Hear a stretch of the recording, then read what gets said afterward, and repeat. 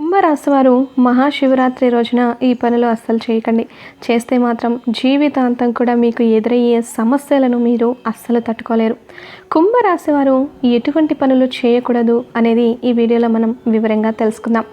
అంతకంటే ముందుగా ఇప్పటి వరకు మా వీడియోని లైక్ చేయకపోతే వెంటనే లైక్ చేసి ఛానల్ని సబ్స్క్రైబ్ చేసుకొని పక్కనే ఉన్న గంట సింబల్ మీద ఆల్ అప్డేట్స్ని క్లిక్ చేయండి. మహాశివరాత్రి రోజున ఎంతో విశేషంగా శివుడిని ఆరాధిస్తూ ఉంటారు. అందరూ కూడా సాధారణంగా శివరాత్రి రాత్రిపూట జరుపుకుంటారు. మనం చీకట్లో ఎందుకు జాగరణ ఉండాలంటే దానికి అనేక రకాల కారణాలు ఉన్నాయి. చీకటిలోని ఈ ప్రపంచం నిర్మితమవుతుందని అర్థం చేసుకోవాలి. మారుతున్న కాలంలో ఆధునిక శాస్త్రీయ పద్ధతులు కూడా విశ్వంలోని అన్ని వస్తువులు శూన్యం నుండే పుట్టినవే. అలాంటి శూన్యంని మనం శివుడిగా భావిస్తూ పూజిస్తూ ఉంటాము. దీన్ని అర్థం చేసుకోవడం వల్ల మనసు ఆనందం, సంతోషం అనే భావనకి లోనవుతూ ఉంటుంది. అదేవిధంగా మహాశివరాత్రి రోజున జాగరణ అనేది చాలా ప్రత్యేకమైనది. ఇలా జాగరణ చేస్తే ఎంతోమంది ఎన్నో విధాలైన ఫలితాలను పొందుకుంటారు.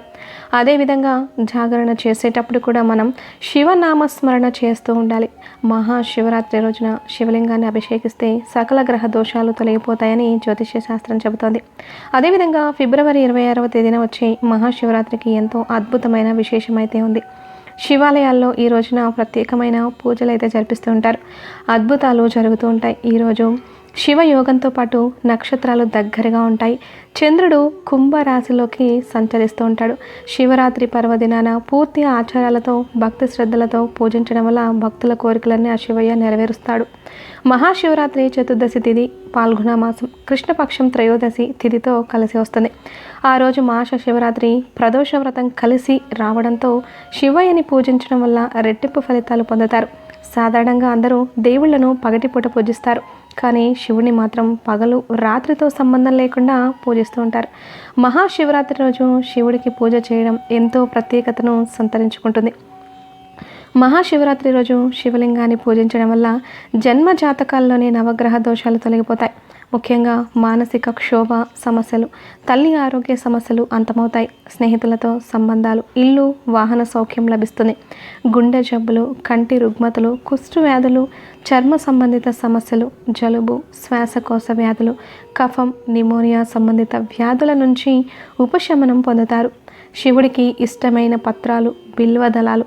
శివలింగం మీద ఒక చెంబు మంచినీళ్లు పోసి బిల్వ పత్రాలు ఉంచినా సరే శివయ్య మనసు కరిగిపోతుంది. శివరాత్రి రోజు శివలింగంపై బిల్వ దళాలు ఉంచి పూజలు చేయడం వల్ల వ్యాపారంలో పురోగతి కనిపిస్తుంది. సమాజంలో మీకు పేరు ప్రతిష్టలు పొందుతాయి. శివుడికి ఇష్టమైన నైవేద్యాలు సమర్పించడం వల్ల ఇంట్లోని నెగిటివిటీ శక్తుల ఇబ్బందులు, ఆందోళనలు తొలగిపోతాయి. మందార పువ్వు సమర్పించడం వల్ల కంటి సమస్యలు, గుండె జబ్బులు దూరం చేస్తాయి. శివలింగానికి ఉమ్మెత్త పువ్వులు, పండ్లు సమర్పించడం వల్ల మాదక ద్రవ్యాల అలవాటు నుంచి బయటపడగలుగుతారు. విషజీవుల వల్ల కలిగే ప్రమాదాలు తొలగిపోతాయి. శివరాత్రి రోజున ఎవరైతే జాగరణ చేస్తారో రాత్రంతా నిద్ర లేకుండా మేల్కొని ఉంటూ శివనామస్మరణ జపిస్తూ ఉంటే ఆ శివుని ఆశీస్సులు లభిస్తాయి. పురాణాల ప్రకారం పార్వతీదేవి కోరిన కోరిక మేరకు శివుడు శివరాత్రి స్తోత్రాన్ని చెప్పి శివరాత్రి రోజున ఉపవాసం ఉన్నవారు తనకి ప్రీతి పాత్రులుగా ఉంటారని చెప్పాడు. అందుకే శివరాత్రి రోజున జాగరణ చేస్తే 1000 రెట్ల ఫలితం దక్కుతుంది. శివరాత్రి రోజు శివలింగానికి అభిషేకం చేయడం వల్ల శివుడు పులకించిపోతాడు. ధూప దీపాలతో పూలతో భోలేనాథుని పూజించాలి. ఉపవాసం ఉంటే శివుడికి చాలా ఇష్టం. అలాగా శివరాత్రి రోజున తప్పకుండా కూడా కుంభరాశి వారు ఈ వస్తువులని దానం చేయండి.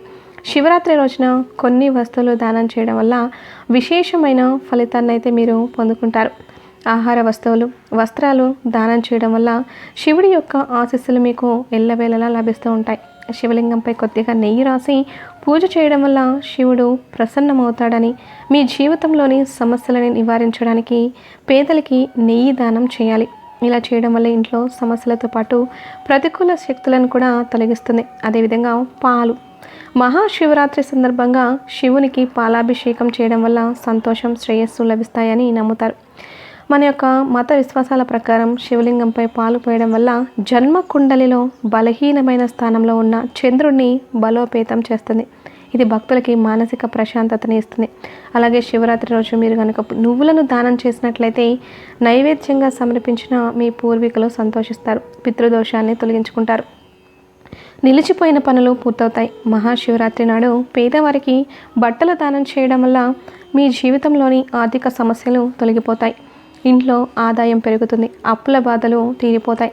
భక్తుల శివుని అనుగ్రహం కోసం ఎంతగానో తప్పించుకుంటూ ఉంటారు. ఇలాంటి దానాలు చేయడం వల్ల శివుని అనుగ్రహం తప్పకుండా లభిస్తుంది. వీటితో పాటు పంచదార, తేనె, చందనం వంటివి కూడా ఆ శివుడికి సమర్పిస్తూ ఉంటారు. అదేవిధంగా శివాలయంలో శివ దర్శనానికి వెళ్ళినప్పుడు శివనామ స్మరణతోనే ఉండాలి. ఆ రోజు ఎట్టి పరిస్థితుల్లో కూడా మాంసాహారం భుజించకూడదు. అదేవిధంగా ఎక్కువగా చాలామంది కూడా జాగరణ చేసేటప్పుడు మద్యపానం సేవిస్తూ ఉంటారు. అలా ఎట్టి పరిస్థితుల్లో కూడా అస్సలు చేయకూడదు. అలా చేస్తే మీరు ఉపవాస దీక్షకు బదులుగా ఇబ్బందులు ఎదుర్కోవాల్సి వస్తుంది. పుణ్యానికి బదులు పాపం ఎదురవుతుంది. ఉదయాన్నే చక్కగా స్నానం చేసి ఉతికిన బట్టలు వేసుకోవాలి. గుడికి వెళ్ళి దేవుడిని దర్శనం చేసుకోవాలి. అన్నం ఆ రోజు తీసుకునే ప్రధాన ఆహారం కాకుండా పాలు, పండ్లు మాత్రమే తీసుకోవాలి. అది సాయంత్రం పూటనే తీసుకోవాలి. ఇతరులతో దైవ సంబంధమైన మాటలని ఎక్కువగా మాట్లాడుతూ ఉంటే చాలా చాలా మంచిది. ఓం నమ శివాయ మంత్రాన్ని జపిస్తుంటే ఆ శివుని అనుగ్రహం తప్పకుండా మీకు ఖచ్చితంగా లభిస్తుంది. అనారోగ్యంతో ఉన్నప్పుడు ఉపవాస దీక్ష చేయకండి. శివుడు ఉపవాస దీక్ష చేసేటప్పుడు మీరు అనారోగ్యంతో ఉంటే ఆయనకి నచ్చదు. కాబట్టి వృద్ధులు, చిన్నపిల్లలు ఎక్కువగా ఉపవాసాలు చేయకపోవడమే మంచిది. సామాన్యంగా మహాశివరాత్రి రోజున ఎవరైతే శివునికి అభిషేకం చేసి ఆ నీటిని నెత్తిన చల్లుకుంటారో వారికి ఉన్న శని దోషాలు, గ్రహ దోషాలు అన్నీ తొలగిపోతాయి. ముఖ్యంగా ఎవరైతే శని దోషాలతో బాధపడుతూ ఉన్నారో వారికి ఈ యొక్క పరిహారం చేస్తే అద్భుతమైన ఫలితాలు అయితే మీరు ఖచ్చితంగా పొందుకుంటారు. అదేవిధంగా ఈ రోజున ఎక్కువగా చాలామంది కూడా శివుడిని ఆరాధిస్తూ ఉంటారు కదా.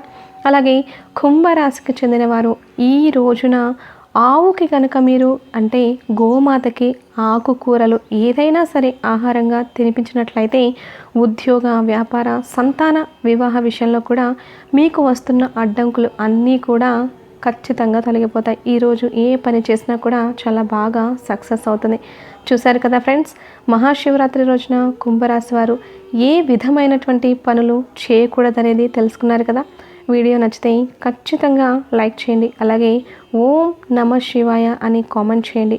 మరిన్ని మంచి మంచి వీడియోల కోసం ఇప్పుడే మా ఛానల్ని సబ్స్క్రైబ్ చేసుకోవడం మాత్రం అస్సలు మర్చిపోవద్దు.